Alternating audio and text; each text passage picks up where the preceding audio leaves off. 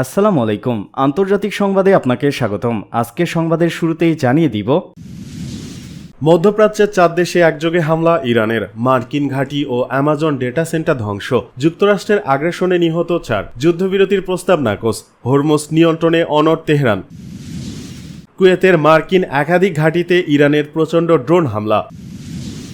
ইয়েমেনে সৌদির ব্যাপক হামলা, কঠোর জবাবের হুঁশিয়ারি হুতিদের। 2 সপ্তাহে প্রথম ইরানের নতুন হামলার ঘোষণা নিয়ে মার্কিন বাহিনীর। দ্রুত ক্ষেপণাস্ত্র ঘাঁটি পুনর্নির্মাণ করছে ইরান, উদ্বেগে ইসরায়েল। বিক্ষোভে উত্তাল গোটা ভারত, মোদী সরকারকে 24 ঘন্টার আলটিমেটাম বিক্ষোভকারীদের। মধ্যপ্রাচ্যের 4 দেশে একযোগে হামলা ইরানের, মার্কিন ঘাঁটি ও অ্যামাজন ডেটা সেন্টার ধ্বংস, যুক্তরাষ্ট্রের আগ্রাসনে নিহত 4, যুদ্ধবিরতির প্রস্তাব নাকচ, হরমুজ নিয়ন্ত্রণে অনড় তেহরান। ইরানি ভূখণ্ডে যুক্তরাষ্ট্রের সাম্প্রতিক বিমান হামলার জবাবে মধ্যপ্রাচ্যের একাধিক দেশে থাকা মার্কিন সামরিক ঘাঁটি ও ব্যবস্থাপনায় ব্যাপক ড্রোন ও ক্ষেপণাস্ত্র হামলা চালিয়েছে ইরান। অপারেশন সায়েকে এর 24তম পর্যায়ের অংশ হিসেবে জর্ডান, বাহরাইন, কুয়েত এবং ইরাকে এই সমন্বিত অভিযান পরিচালনা করা হয়েছে বলে জানিয়েছে ইরানি সেনাবাহিনী ও ইসলামী বিপ্লবী গার্ড কোর আইআরজিসি। ইরানের সেনাবাহিনী জানিয়েছে তাদের তৈরি আরাশ 1 ওয়ে অ্যাটাক ড্রোন বাহরাইনের শেখ ইসা বিমান ঘাঁটিতে সুনির্দিষ্ট আঘাত হানে। সেখানে মার্কিন বাহিনীর ব্যবহৃত জ্বালানি সংরক্ষণাগার, সামরিক সরঞ্জামের ডিপো, হ্যাঙ্গার এবং বাসস্থানের মতো গুরুত্বপূর্ণ স্থানগুলোকে লক্ষ্যবস্তু করা হয়। ঘটনার পরপরই বাহরাইন জুড়ে জরুরি সাইরেন বাজানো হয়। এছাড়া আইআরজিসি প্রকাশিত স্যাটেলাইট চিত্রে দেখা গেছে বাহরাইনে অবস্থিত অ্যামাজন ওয়েব সার্ভিসেস এর একটি ডেটা সেন্টারেও এই হামলায় বড় ধরনের ক্ষয়ক্ষতি হয়েছে। জর্ডানের আল আজরাক মার্কিন বিমান ঘাঁটির এয়ারক্রাফট শেল্টার, রক্ষণাবেক্ষণ হ্যাঙ্গার ও সেনা আবাসন লক্ষ্য করে ড্রোন হামলা চালিয়েছে ইরান। অন্যদিকে কুয়েতের আলী আল সালেম বিমান ঘাঁটিতে প্রক্ষেপণ অস্ত্র ছোড়ার দাবি করেছে ইরানি বাহিনী। তবে কুয়েতের সামরিক বাহিনী জানিয়েছে তাদের আকাশ প্রতিরক্ষা ব্যবস্থা সক্রিয় থেকে একাধিক ইরানি ড্রোন ও ক্ষেপণাস্ত্র মাঝপথেই ধ্বংস করতে পেরেছে। এদিকে ইরাকের এরবিল আন্তর্জাতিক বিমানবন্দরের কাছে একটি ড্রোন বিধ্বস্ত হলে সাময়িকভাবে সেখানে বিমান চলাচল বন্ধ রাখা হয়। পরবর্তীতে পরিস্থিতি নিয়ন্ত্রণে এনে আগুন নিভিয়ে ফেলা হয় এবং ফ্লাইট পরিচালনা পুনরায় শুরু হয়। এ ঘটনায় তাৎক্ষণিকভাবে কোনো হতাহতের খবর পাওয়া যায়নি। যুক্তরাষ্ট্রের আগ্রাসনে নিহত 4, ইরানি সামরিক সূত্র জানিয়েছে যুক্তরাষ্ট্রের রাতভর হামলার পাল্টা জবাব হিসেবে তারা এই পদক্ষেপ নিয়েছে। উল্লেখ্য, মার্কিন বাহিনী ইরানের সিস্তান, বালুচিস্তান, খুজেস্তান, মারকাজি, ইয়াজত, ইস্পাহান, লরেস্তান এবং ফার্স এই 7টি প্রদেশে বিস্তৃত পরিসরে হামলা চালিয়েছে। এর মধ্যে খুজেস্তানের আহওয়াজ শহরে অন্তত 4 জন নিহত হয়েছেন। মার্কিন বাহিনী আগে মূলত দক্ষিণ অঞ্চলে সীমাবদ্ধ থাকলেও এখন তারা ইরানের কেন্দ্রীয় ও অভ্যন্তরীণ অঞ্চলে হামলার পরিধি বাড়াচ্ছে, যার ফলে সমগ্র মধ্যপ্রাচ্যের সামরিক উত্তেজনা চরম আকার ধারণ করেছে। যুদ্ধবিরতির প্রস্তাব নাকচ, হরমুজ নিয়ন্ত্রণে অনড় তেহরান। ইরাকের প্রধানমন্ত্রীর মাধ্যমে পাঠানো যুক্তরাষ্ট্রের প্রেসিডেন্ট ডোনাল্ড ট্রাম্পের যুদ্ধবিরতির প্রস্তাব প্রত্যাখ্যান করেছে ইরান। তেহরান জানিয়েছে হরমুজ প্রণালীর নিয়ন্ত্রণ প্রশ্নে কোনো সমঝোতা না হলে সাময়িক যুদ্ধবিরতিতে তাদের আগ্রহ নেই।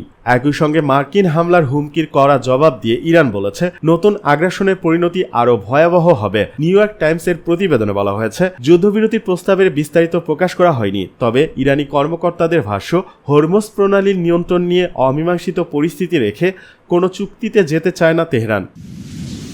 এদিকে কুয়েতের মার্কিন একাধিক ঘাঁটিতে ইরানের প্রচণ্ড ড্রোন হামলা। কুয়েতের মার্কিন একাধিক সামরিক ঘাঁটিতে ফের ভয়াবহ ড্রোন হামলা চালিয়েছে ইরান। দেশটির সশস্ত্র বাহিনী অপারেশন সায়েকা এর 25তম ধাপে এই সমন্বিত আক্রমণ পরিচালনা করে। শুক্রবার ইরানের ছাত্র সংবাদ সংস্থা ইসনা এক প্রতিবেদনে তথ্য নিশ্চিত করেছে।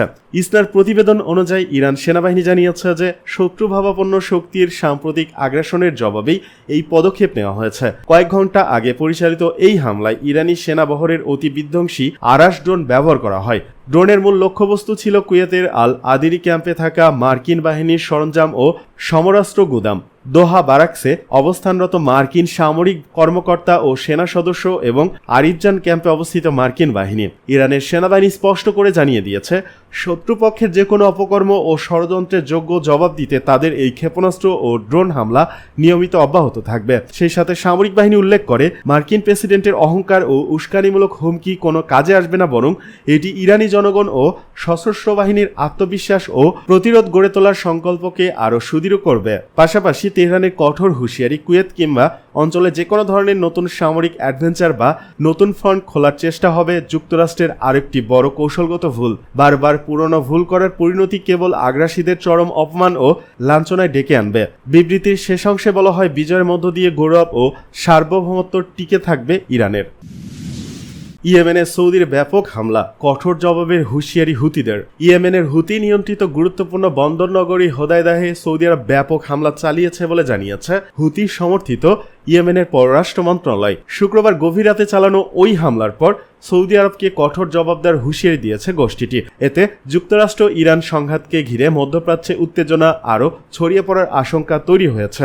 শনিবার কাতার ভিত্তিক সংবাদ মাধ্যম আল জাজিরার প্রতিবেদনে সব তথ্য জানানো হয়েছে। হুতি নিয়ন্ত্রিত সরকারের পররাষ্ট্র মন্ত্রণালয় বলেছে, হোদাইদাহে হামলার জন্য সৌদি আরবকে মারাত্মক পরিণতি ভোগ করতে হবে। হামলার যথাযথ ও কঠোর জবাব দেওয়া হবে বলে হুঁশিয়ারি দিয়েছে তারা। মন্ত্রণালয় বিবৃতিতে বলা হয়েছে, হোদাইদাহকে লক্ষ্য করে হামলার মধ্য দিয়ে সৌদি সরকার আঞ্চলিক সংঘাতের পরবর্তী পর্যায়ে উত্তেজনার জবাবে আরও উত্তেজনা সৃষ্টির নীতি গ্রহণ করেছে। তাদের দাবি, এ ধরনের সামরিক পদক্ষেপ পরিস্থিতিকে আরও জটিল করে তুলবে এবং সংঘাতের বিস্তার ঘটাতে পারে। হুতি সমর্থিত সংবাদ মাধ্যম আল মশিরা টিভির প্রতিবেদনে বলা হয়েছে, হামলায় ইয়েমেনের টেলিযোগাযোগ কর্তৃপক্ষের কয়েকটি স্থাপনা লক্ষ্যবস্তু করা হয়েছে। একই সময় হোদাদা উপকূলের কাছে কামারান দ্বীপও হামলা চালানো হয়েছে বলে দাবি করা হয়েছে। সেখানে হামলায় অন্তত এক নারী আহত হয়েছেন বলে জানিয়েছে সংবাদ মাধ্যমটি। এদিকে প্রত্যক্ষদর্শীদের বরাতে বার্তা সংস্থা রয়টার জানিয়েছে, হোদাদা বন্দরের আশেপাশে বিস্ফোরণের শব্দ শোনা গেছে। তবে সৌদি নেতৃত্বাধীন জোট বন্দরটিকে সরাসরি লক্ষ্য করে কোনো হামলা চালানোর কথা অস্বীকার করেছে। ফলে বন্দরের ঠিক কোন কোন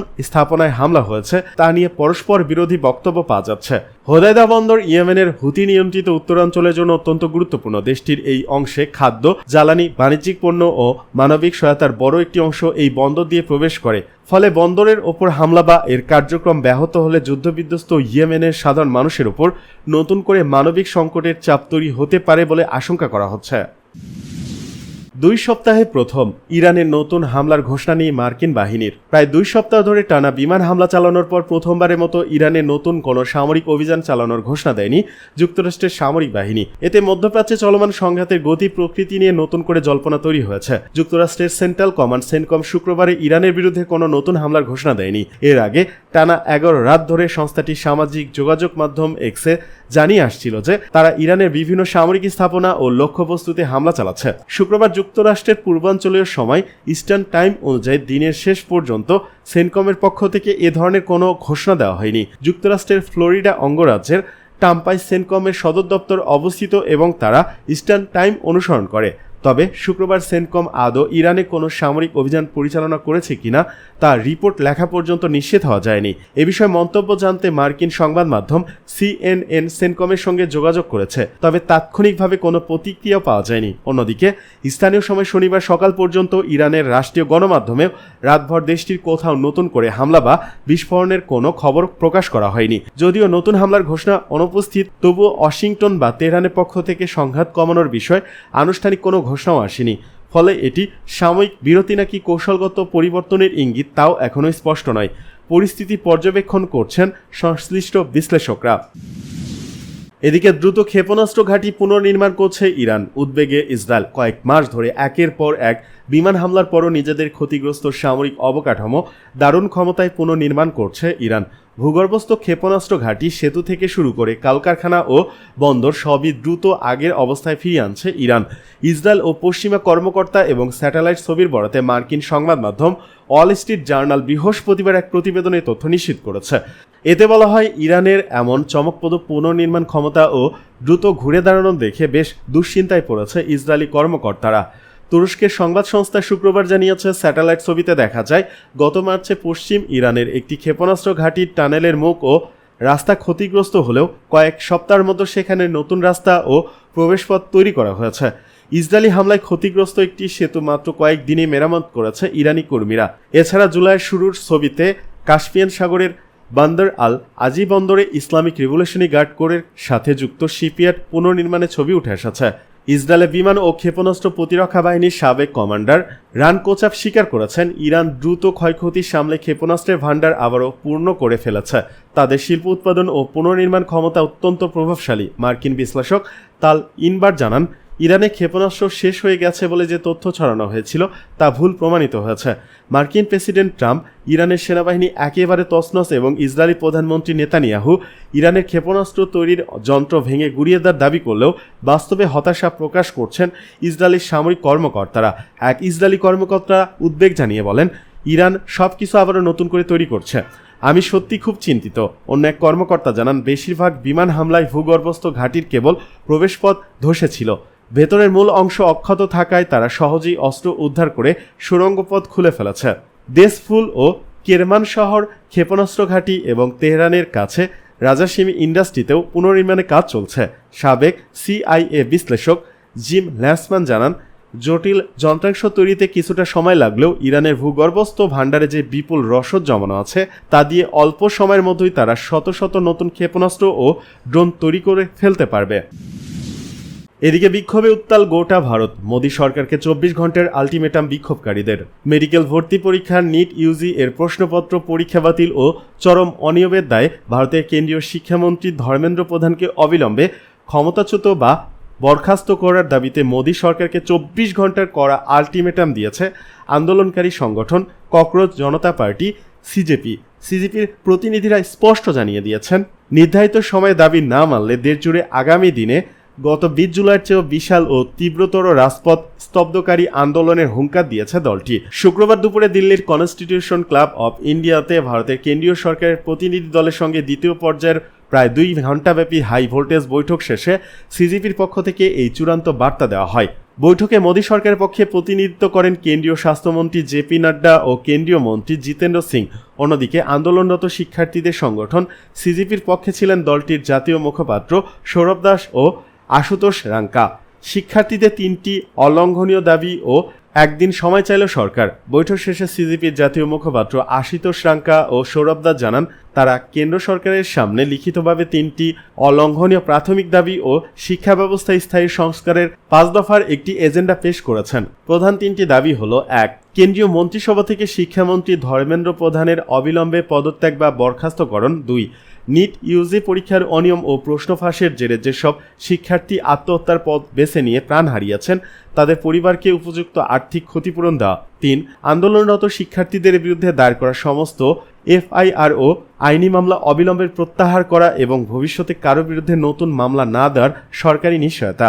সিজেপির প্রতিনিধিরা জানান, আলোচনার সময় মোদী সরকার দ্বিতীয় ও তৃতীয় দাবির বিষয়ে নীতিগতভাবে সম্মতি ব্যক্ত করেছে, কিন্তু আন্দোলনের মূল দাবি ধর্মেন্দ্র প্রধানের ইস্তফার বিষয়ে চূড়ান্ত অবস্থান জানাতে কেন্দ্র শনিবার দুপুর পর্যন্ত সময় চেয়ে নিয়েছে।